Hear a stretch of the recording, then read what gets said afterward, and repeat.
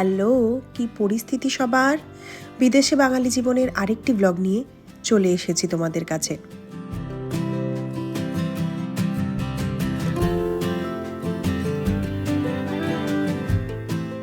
আজকের ব্লগটা আমি শুরু করলাম আমার এই বারান্দা দিয়ে। এখন কিন্তু আমেরিকায় বেশ গরম, চারিদিকটা একেবারে খটখটে রোদ। সকাল এখন বাজে প্রায় 9:30, তবে এই 9:30টার সময় রোদের যা তাপ দেখছি, আজ সারাদিনটা ভালোই গরমে যাবে মনে হচ্ছে।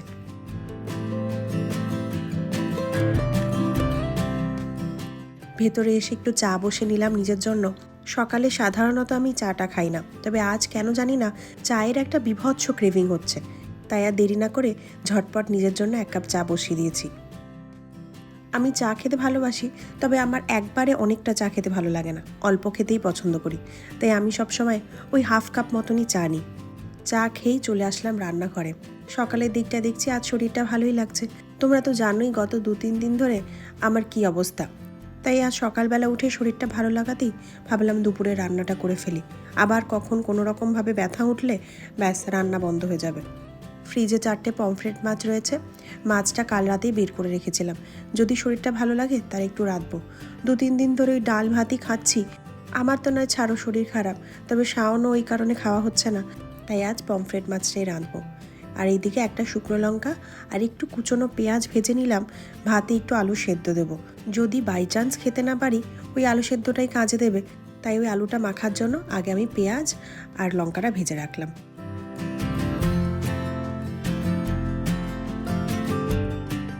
তেলটা ভালোভাবে গরম হয়ে গেছে, মাছটা ছেড়ে দিচ্ছি। আমি একটু কম তেল দিয়ে রান্না করব, তাই তেলটা আমি কমই দিয়েছি। ইন্ডিয়াতে যখনই কথা বলছি এবং যেই শুনছে যে দাঁতের এই পরিস্থিতি এবং ব্যথায় আমি এতটা কষ্ট পাচ্ছি, সেই বলছে থাকিস আমেরিকায়, পাশেই এত বড় বড় হসপিটাল, তারপরেও এত সমস্যা হচ্ছে কেন? একদমই তাই, থাকি আমেরিকায়, পাশে সব বড় বড় হসপিটাল, বড় বড় ডাক্তার, তারপরেও এত কেন সমস্যা হচ্ছে? আসলে এই দেশের এটা আমি মনে করি সব থেকে বড় সমস্যা, তা হলো ডাক্তারের একটা অ্যাপয়েন্টমেন্ট পাওয়া। এইটা মানে একটা ভয়ঙ্কর সমস্যা। সে যতই তোমার সমস্যা হোক, একটা অ্যাপয়েন্টমেন্ট পেতে গেলে তোমার একেবারে কাল ঘাম ছুটে যাবে। তোমরা দেখো না, আমি কতদিন ধরেই কষ্ট পাচ্ছি, প্রায় 1 সপ্তাহের উপরে হতে চললো, তবে 1 সপ্তাহ ধরে আমরা একটা ডাক্তারের অ্যাপয়েন্টমেন্ট জোগাড় করতে পারছি না। জোগাড় হলেও তা জোগাড় হচ্ছে 2 মাস পর, কি 2.5 মাস পর, কি 1 মাস পর। তাহলে যেই মানুষটার দাঁতে এরকম ব্যথা, সে নিশ্চয়ই 1 মাস কি 2 মাস পেন কিলার খেয়ে থাকবে না। তাকে তো তাড়াতাড়ি করে যেতে হবে ডাক্তারের কাছে। প্রথম কথা, তুমি এখানে ডিরেক্ট গিয়ে যদি ভিজিট করো কোনো একটা ধরো ডাক্তারখানায়, তাহলে গিয়ে তুমি হট করে ডাক্তারের অ্যাপয়েন্টমেন্টটা পাবে না, তোমাকে সম্পূর্ণটাই অনলাইনে বুকিং করতে হবে। কিন্তু কিছু ক্ষেত্রে তুমি যদি যাও 1-2টো বুকিং পেয়ে যেতে পারো, তবে সেটা কিন্তু খুবই রেয়ার। সবাই এখানে আগে অনলাইনে বুকিং করে, তারপরে যায় ডাক্তার দেখাতে। আর এইদিকে মাছগুলোও ভাজা হয়ে গেছে, মাছগুলো তুলে দিয়েছি। আর ওই কড়াইতেই সামান্য একটু তেল দিলাম, দিয়ে একটু কালো জিরে ফোড়ন দিলাম, আর এখন কয়েকটা পেঁয়াজ কুচি দিয়ে ভেজে নিচ্ছি। এবার আমি দিচ্ছি একটু টমেটো কুচি আর চেরা কাঁচা লঙ্কা। ডাক্তারের ক্ষেত্রে এখানে এই 2-3টে নিয়ম তোমাদেরকে মেনে চলতে হবে। যেমনটা ধরো, অনলাইনে তোমাকে অ্যাপয়েন্টমেন্ট নিতে হবে, তারপরে তুমি ডাক্তারখানায় যাবে, তারপরে তোমাকে একজন প্রাইমারি কেয়ার ডক্টর রাখতে হবে। প্রাইমারি কেয়ার ডক্টর বলতে তোমার যখনই কোনো সমস্যা হবে, তুমি এক কথায় তাকে কন্ট্যাক্ট করতে পারবে। তার অ্যাপয়েন্টমেন্ট পাওয়াটা অনেক সহজ। তবে তোমার ওই প্রাইমারি কেয়ার ডক্টর বাদে তুমি অন্য কোনো ডক্টরের অ্যাপয়েন্টমেন্ট পেতে গেলে তোমার লেগে যাবে অনেকটা সময়।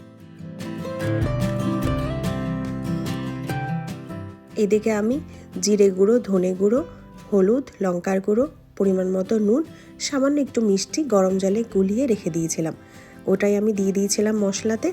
ভালো করে মশলাটা কষে গেছে, মশলার কাঁচা গন্ধটাও দেখছি আর বেরোচ্ছে না। আমি এখন গরম জলটা দিয়ে দিচ্ছি। এই জলটা ফুটলে মাছগুলো সব দিয়ে দেবো।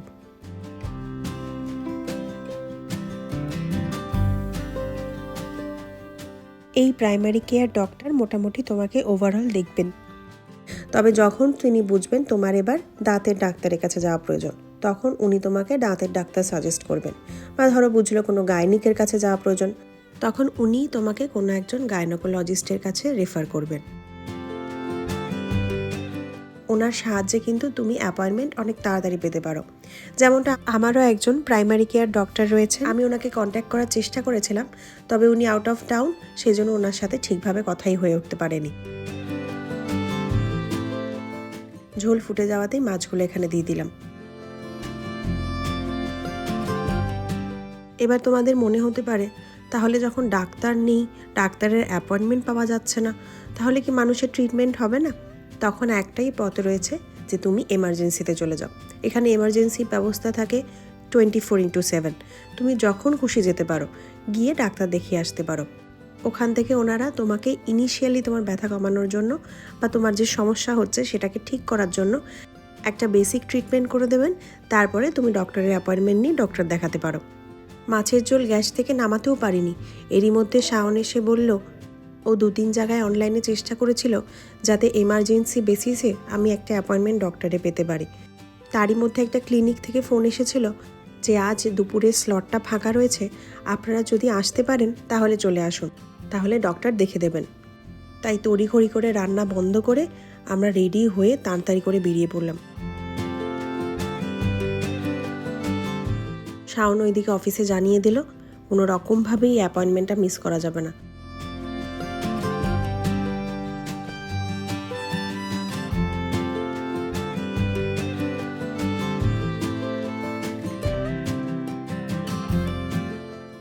রাস্তাটা কি দারুণ দেখো তোমরা, পুরো মনে হচ্ছে একটা জঙ্গলের মধ্যে দিয়ে যাচ্ছি। এমনটাই ছবি আমি দেখেছিলাম যখন আমি দার্জিলিং, মিরিক ওই দিকটায় গিয়েছিলাম। কি সুন্দর লাগছে না রাস্তাটা।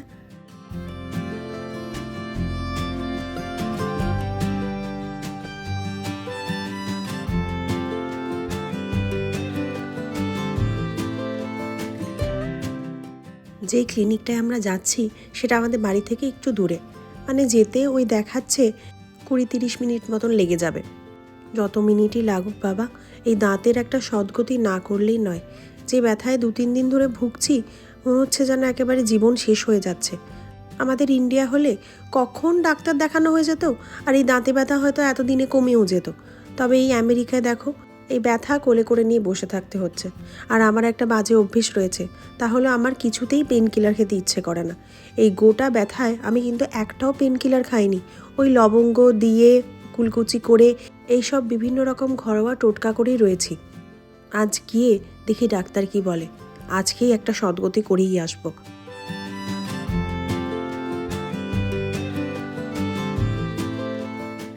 ঢুকে পড়েছি ক্লিনিক এরিয়াতে, এখন ভেতরে যাই, ঢুকে দেখি ডাক্তার কি বলে, বেরিয়ে এসে আবার তোমাদের সাথে কথা বলবো।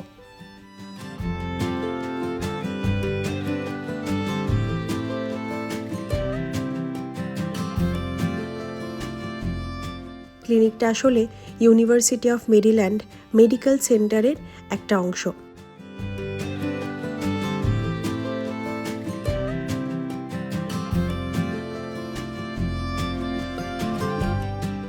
ডাক্তার দেখানো হয়ে গেছে, এখন আমরা ওখান থেকে বেরিয়ে পড়লাম। কথা বলতে খুবই অসুবিধে হচ্ছে, তাও তোমাদেরকে একটু বলে রাখি। ডক্টর আমাকে দেখলেন, তারপরে দাঁতে স্ক্যান করলেন, আরও 2-1টা জিনিস করে আমাকে বললেন যে একটা দাঁতে তোমার সেনসিটিভিটি হয়েছে, যার জন্য তোমার এতটা পরিমাণে প্রবলেম হচ্ছে, তো সেটার রুট ক্যানেল করতে হবে। আর তার থেকে ভালো হয় দাঁতের যে পরিস্থিতিটা রয়েছে তাতে তুমি দাঁত তুলেই ফেলতে পারো। আর দাঁতটা এমন জায়গায় রয়েছে, একেবারে মাড়ির শেষ মাথার দাঁত, সেটা তোমার খুব একটা কাজে লাগবে না। তারপরে ইটস আপ টু ইউ যে তুমি কি করবে। যে ব্যথা ওই দাঁতটা দিয়েছে তাতে দাঁতটার প্রতি আমার কোনো মায়া মমতা বা মোহ কিছুই নেই, তাই বললাম দাঁতটা তুলেই ফেলুন। 5 মিনিটের মধ্যে উনি সমস্ত ফর্মালিটিস করিয়ে তারপরে দাঁতটা তুলে দিলেন এবং দাঁত তোলার 5 মিনিটের মধ্যে ছেড়েও দিলেন। বললেন যে বাড়িকে রেস্ট করুন, খাবারের একটা লিস্ট দিয়ে দিয়েছেন, সেই অনুযায়ী খাবার 2-3 দিন খেতে বলেছেন। তার সাথে দিয়েছেন কিছু ওষুধ, অ্যান্টিবায়োটিক, ব্যথার ওষুধ, এই সমস্ত কিছু। আর এখানে কিন্তু ওষুধের প্রেসক্রিপশন পেশেন্ট পার্টির হাতে দেয় না। প্রেসক্রিপশনটা ওনারা আমাদেরকে জিজ্ঞেস করে আমাদেরই ইচ্ছে মতন একটা কোনো মেডিসিন শপে পাঠিয়ে দেবেন।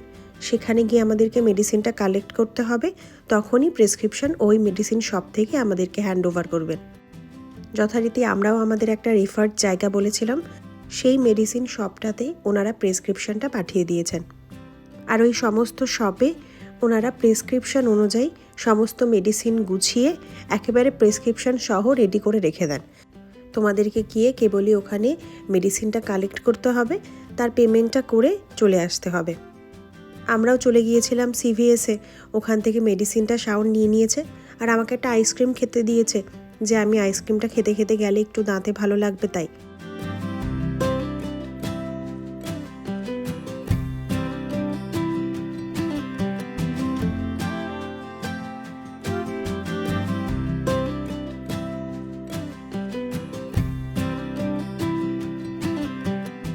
মুখের বাঁ পাশটা একেবারে অবশ হয়ে রয়েছে ঠিকই, তবে ব্যথা থেকে রিলিফ পেয়েছি ভেবেই আমার খুব ভালো লাগছে জানো তো।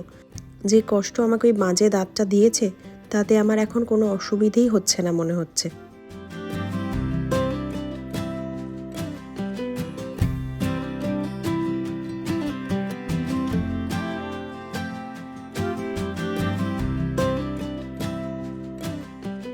বাড়ি এসে ওই মাছটা শাওনকে বললাম ফ্রিজে তুলে দিতে, ও যদি এক পিস খায় খাবে, তা বললো যে খাবো না।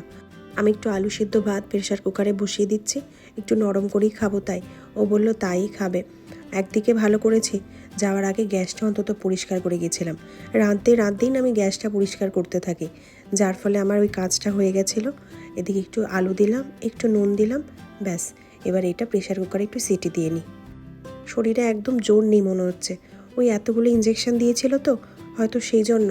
এখন এটা খেয়ে আমার একটা ওষুধ রয়েছে, ওষুধটা খেয়েই আমি শুয়ে পড়বো, আর পারছি না। ওইদিকে শাওন গিয়েছে আমার জন্য একটু ডাবের জল কিনতে। আমি আমার ব্লগটা আজ এখানেই শেষ করি।